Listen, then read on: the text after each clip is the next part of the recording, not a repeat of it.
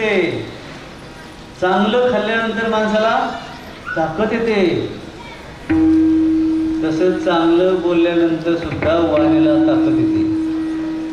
चांगलं खाल्ल्यावर जसं ताकद येते तसं चांगलं बोलल्यावर सुद्धा वाणीमध्ये शक्ती निर्माण होते.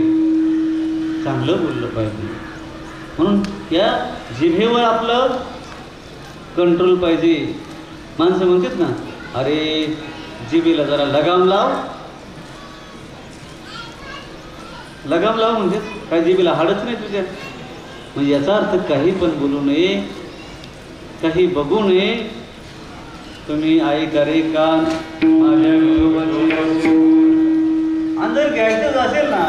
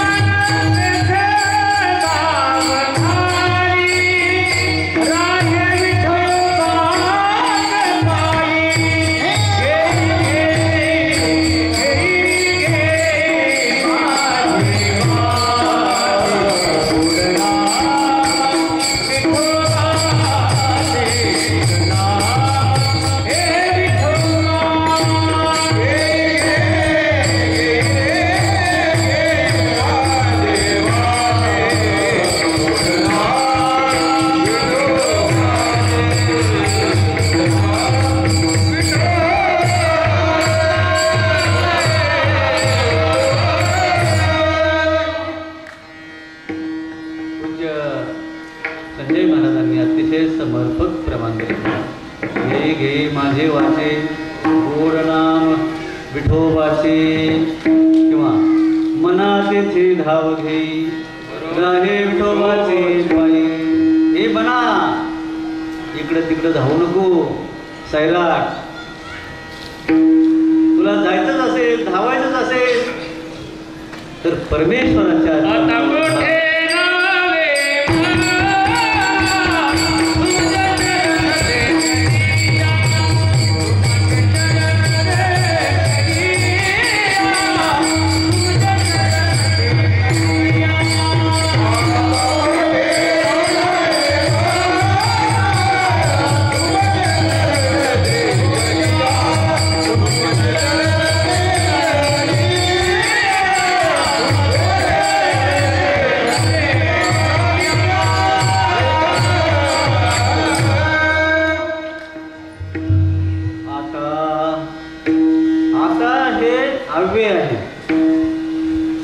आता शब्द अव्यय आहे.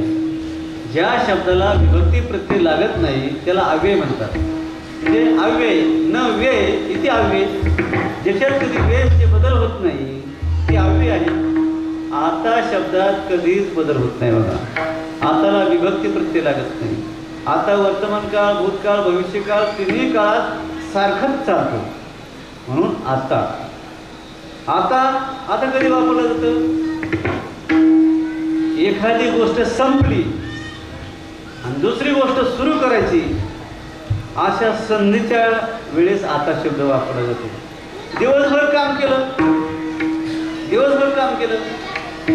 आणि म्हटलं आता दिवसभर काम केलंय, आता चला बरं घरी, म्हणजे तिथं पण आता शब्द येतो. किंवा खूप काम केलंय, आता जेव्हा बरं, म्हणजे आता हा दोन वाक्याचे संधी करणारा हा शब्द आहे, अव्यय आहे. आता कुठे धावी मग, खूप आपण धावपळ केली, पण धावपळ केल्या करून पांडुरंगाच्या चरणावर आलो आपण. आता चरणावर आल्यानंतर आता कुठे जायचं? आता म्हणजे संपलं पुढचं. आता कुठे धावे मन तुझे चरण देखलिया, तुमचं चरण बघितल्यानंतर मला काही प्राप्त करण्याचं शिल्लक राहिलं नाही, म्हणून आता कुठं जाऊ शकत नाही म्हणे. किंवा ऐक रे मना तुझ्या सुहिताच्या गुणा. हे म्हणा, मनाला उपदेश केला बरं का. हे म्हणा ऐक तुझ्या सुहिताच्या गुणा सांगतो मी तुला. पंढरीचा राणा मना माझे स्मरावा. पंढरपूरचा राणा पंढरपूर परमात्मा याचं स्मरण करावा. म्हणजे जेणेकरून आपल्या जीवनाचं किती कर्तव्य काय आहे हे आपल्याला समजून आणि आपलं जीवन सार्थक होईल. हाच भाव या अभंगाच्या माध्यमाने जगद्गुरु तुकोबाराने सांगितलेला आहे. आणि तुकोबाराने आपल्याला संबोधित केलेलं आहे की बाबा चला सावध व्हा आणि हे इंद्रियरूपी गायी आपण वळू राखू आणि मग त्या ब्रह्मानंदाचं सेवन करू. हे अभंग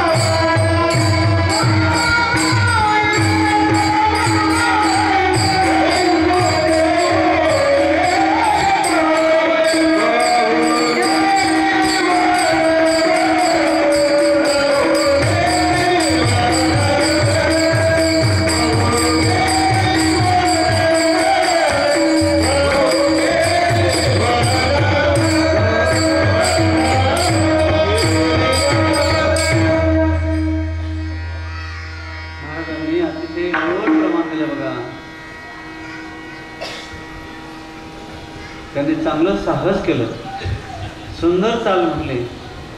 चला वळू गाई बैसू हा गावकरी नावकरी गावकरी आणि माझे नावकरी गावकरी माझे नाव. तुम्ही चाल म्हटले, आम्हाला सगळ्याला आनंद झाला. कारण गावातून असे भजनी गायक प्रत्येक गावात तयार व्हायला पाहिजे. हे बघा, इस्लाम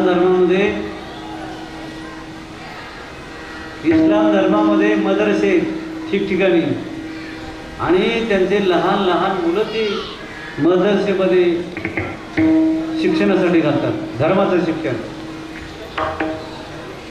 शाळाचं नंतर जे होईल ते होईल, पण अगोदर धर्मज्ञान असलं पाहिजे.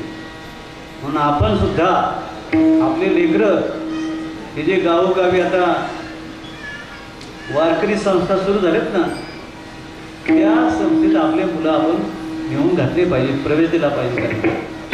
ठीक आहे, समजा वर्षभर नाही ठेवू शकत आपण, पण शिबिरात ठेवून आलं काय अडचणी का? 15-20 दिवस दिवाळीच्या सुट्टीत, उन्हाळ्याच्या सुट्टीत आपण या संस्थेत नेऊन घातले पाहिजे. त्यांना धर्माचं ज्ञान होईल, घडतील ते संस्कार घडतील त्यांच्यावर. म्हणून आपण सुद्धा हे मुलं आपले शिकवले पाहिजे. आईवडिलांची सेवा करतील, थोरा मोठ्यांची सेवा करतील. आणि म्हणून आपण सुद्धा आपल्या मुलाला लहानपणापासून मंदिरात घेऊन गेलं पाहिजे, थोड्या मोठ्यांच्या पाया पडायला लावलं पाहिजे, भगवंताचं दर्शन करायला लावलं पाहिजे, पूजा करायला लावली पाहिजे. मी सुरुवातीला सांगितलं ना, चांगलं खाल्ल्यावर ताकद येते, तसं चांगलं बोलल्यावर, चांगलं गायल्यावर मुखात सुद्धा ताकद येते. बघा, एखादं जर आपल्या हे संदेश महाराज गातात, भोसले महाराज गातात, संजय महाराज, की चांगलं गायल्यानंतर आनंद आपल्याला होतो का नाही? आनंद ऐकणाऱ्याला. आवाज कोणाचा आहे? त्यांचा. आनंद कोणाला आहे? आपल्याला. म्हणजे संतांचं जीवन हे दुसऱ्यासाठी असतं, दुसऱ्यासाठी असतं. चला वळू गाई, बैसू जेवू एके ठाई. आणि मग त्या ब्रह्मानंदाचं आपण सेवन करू. कारण भगवान श्रीकृष्णाने सुद्धा गायी राखल्या. गाय प्रत्येकाने सांभाळली पाहिजे, गाय पाळली पाहिजे. शेतकऱ्याने गाय पाळलीच पाहिजे. गाय पाळल्याशिवाय शेतकरी जीवन हे पूर्ण नाहीच. प्रत्येक शेतकऱ्याने गाय पाळली पाहिजे. अहो, गायच नाही पाळायची, शेतकरी कसं काय म्हणायचं मग त्यांना? गाय जर पाळली नाही तर आपण शेतकरी कसे येते? आपण शेतकरीच नाहीत.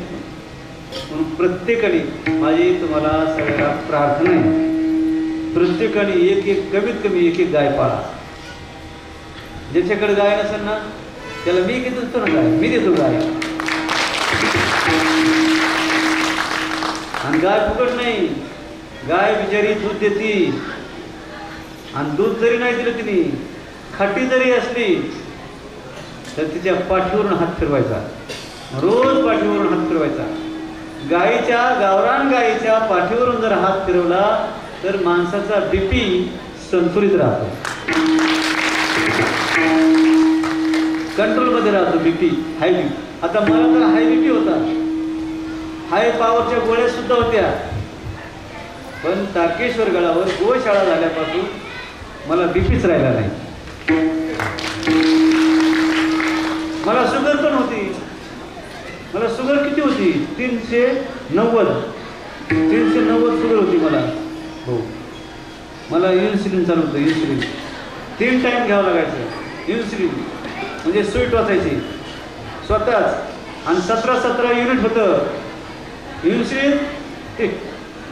3 टाईम घ्यायचं. 390 बीपी मला. पण गायची कांबळ चोळीत गायचं शेण पाणी करायला लागल्यापासून मी रोज जातो गोशाळेत. रोज पाय असे शेणात भरले पाहिजे, हाताला शेण लागलं पाहिजे, अंगाला शेण लागलं पाहिजे. 15 दिवसातून एकदा गोमूत्र स्नान केलं पाहिजे. म्हणजे गोमूत्र म्हणजे गोमूत्र घ्यायचं, शेण घ्यायचं, बेसन पीठ टाकायचं, त्याच्यात दूध टाकायचं, त्याच्यात हळद टाकायची, आणि हे मिश्रण करायचं आणि ते अंगाला लावायचं. आणि 15 मिनिट तसंच अंगाला राहून द्यायचं. कुठलाच त्वचारोग होत नाही. तुम्ही करतात ना? करा. आणि पुन्हा सांगू का काय काय लागतं ते? शेण, गोमूत्र 2 झाले, दूध जर्सीचं नाही बरं का, गावरान घ्यायचं, दूध, हळद आणि बेसन पीठ 5 वस्तू. हे लावून 15 मिनिटं थांबायचं फक्त. कुठलाही त्वचारोग होत नाही. आणि गायीची जर कांबळ चोळली रोज तर कॅन्सर होत नाही. आणि जरी झाला असला कॅन्सर आणि कांबळ चोळली तर कॅन्सर बरा होतो. कॅन्सर सुद्धा बरा होतो. गाईचं जर नुसतं ठीक आहे, तिने नाही दिलं गोमूत्र, आपलं दूध नका का द्यायला, गोमूत्र घ्यायचं. रोज जर अर्धा कप गोमूत्र पिलोत आपण तर माणसाला कॅन्सर होत नाही. आणि गावरान गायचं दूध पिल्यानंतर माणसाचं आयुष्य वाढतं. बघा, कृष्णाच्या काळात माणसाला 1000 वर्षाचं आयुष्य होतं. तेव्हा खायला प्यायला काही नव्हतं, नुसतं दही दूध लोणी खायचं. आणि 1000 वर्ष जगायची माणसं. आपण अर्धा ग्लास जरी दूध पिलं ना रोज गावरान गाईचं, तरी माणसाला 100 वर्षाचं आयुष्य मिळतं. आणि मग तुम्हाला उदंड आयुष्य मिळावं, तुम्ही खूप काळ जगावा, टिकावा, आरोग्य चांगलं होतं माणसाचं. तुम्ही निरोगी राहण्यासाठी, आरोग्य तुम्हाला लाभण्यासाठी गावरान गाईचं दूध प्या. नाही मिळालं आपल्याला जास्त, अर्धा ग्लास कपभर तरी मिळेल ना. आणि कपभर जर दूध मिळालं तर कपभर दुधावर माणूस दिवसभर राहू शकतो आरामशीर. म्हणून गावरान गाय प्रत्येकाने घेतली पाहिजे. तुम्हाला आयुष्य जास्त मिळावं, तुम्हाला आरोग्य चांगलं राहावं, हीच माझी तळमळ आहे. ही कशासाठी सांगायचं मी एवढं. म्हणून गावरान गाय प्रत्येकाने सांभाळली पाहिजे, पाळली पाहिजे, राखली पाहिजे. आता काही माणसं शहरात राहतात, त्यांना शक्य नाही गावरान गाय सांभाळणं, कारण जागा नसती बांधायला. पण असे माणसं सुद्धा गावरान गाय सांभाळू शकतात. कशी सांभाळायची त्यांनी? अहो, जाऊन गोशाळेत जाऊन गाय दत्तक घ्यायची. एका गायचं चारा पाणी करायचं दिवसभरात, काय 5-50 रुपये लागत असते गायला. तसं महाराष्ट्र शासनाने गायीला राज्यमाता असा दर्जा दिलेला आहे. गायीला राज्यमातेचा दर्जा दिला आहे. आपल्या गडावर महाराष्ट्राचे माजी मुख्यमंत्री आणि उपमुख्यमंत्री एकनाथराव शिंदे साहेब हे आत्ताच आले होते ना गडावर. तर त्यांनी गोमातेला राज्यमाता असं म्हणून दर्जा दिलेला आहे. म्हणून गायीला जर कोणी शिवी दिली आणि जर कोणी समजा आरोग्याला केस केली त्याच्या विरोधात, तर ती केस होऊ शकते आता, कारण तिला दर्जा आहे. ठीक आहे, गाय तुमची आहे, सगळं तुमचं आहे, पण तिला जर कापायला देऊ नये. तिला जर कापायला दिलं तर भयंकर तिचा शाप लागतो आपल्याला. म्हणून गायीचा आशीर्वाद भेटावा, गायीचा शाप नको, कोणाचेही शाप नको, तळतळ नको, हळहळ नको, आशीर्वाद पाहिजे सर्वांना. म्हणून आपण गायी सांभाळल्या पाहिजे, चांगलं वागलं पाहिजे, चांगलं राहिलं पाहिजे, चांगलं बोललं पाहिजे, चांगले कार्यक्रम केले पाहिजे. एवढा हा सुंदर कार्यक्रम केला आहे. अहो, एवढं कार्य करण्यासाठी तुम्हाला रात्रंदिवस झटावं लागलं असेल. माणसाला जागरण जरी करायचं म्हटलं तर माणसाला धावपळ करावं लागते. एवढा हा सुंदर कार्यक्रम सप्ताह तुम्ही घडून आणला आहे. खरोखर तुमचं गावकऱ्यांचं कौतुक करावं तेवढं कमी आहे. कौतुकाच पात्र, आपण सगळे कौतुकाच पात्र आहात. आणि हा एवढा सुंदर गोड कार्यक्रम बघून तनपुरे महाराजांना आनंद होतोय, मलाही आनंद होत झाला. आणि विशेष म्हणजे भगवान शनेश्वर महाराज आपल्यावर प्रसन्न आहेत. आणि हा जो कार्यक्रम आहे ना, त्याच्यातून एक पावती भेटते आपल्याला की हा कार्यक्रम शनी महाराजांना पावन झालेला आहे, सिद्धेच केलेला आहे. झालेली सेवा भगवंताच्या चरणी, शनी महाराजांच्या चरणी समर्पित करायची. आणि एकदा आपण भजन करू.